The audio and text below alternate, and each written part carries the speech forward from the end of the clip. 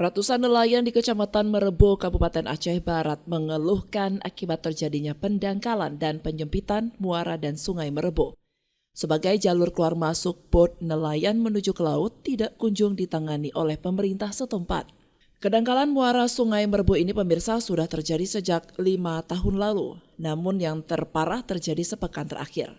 Ratusan bot nelayan terpaksa diparkirkan di tempat pelelangan ikan Luk Merebu karena tidak bisa melaut. Sebagian nelayan yang memaksa untuk melaut, maka harus mendorong kapal motor mereka dari lokasi penambatan TPI menuju muara laut. Karena air sungai hanya 50 cm di permukaan dan ditutupi lumpur, sehingga bot tidak bisa dijalankan dengan menghidupkan mesin.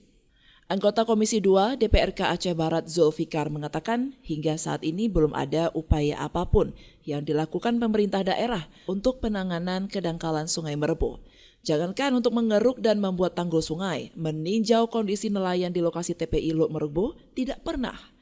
Padahal nelayan sangat membutuhkan perhatian dari pemerintah daerah.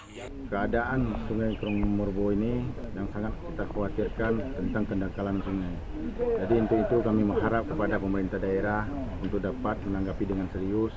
Karena hal ini bukan lagi 1 tahun atau 2 tahun, malah sudah sampai 5 tahun bahwa sama sekali pemerintah belum ada niat untuk menanggapi masalah kedangkalan sungai ini. Bahwa dengan dangkalnya sungai ini berdampak kepada masyarakat nelayan Merebu, yang mana memang ini mata pencariannya sehari-hari.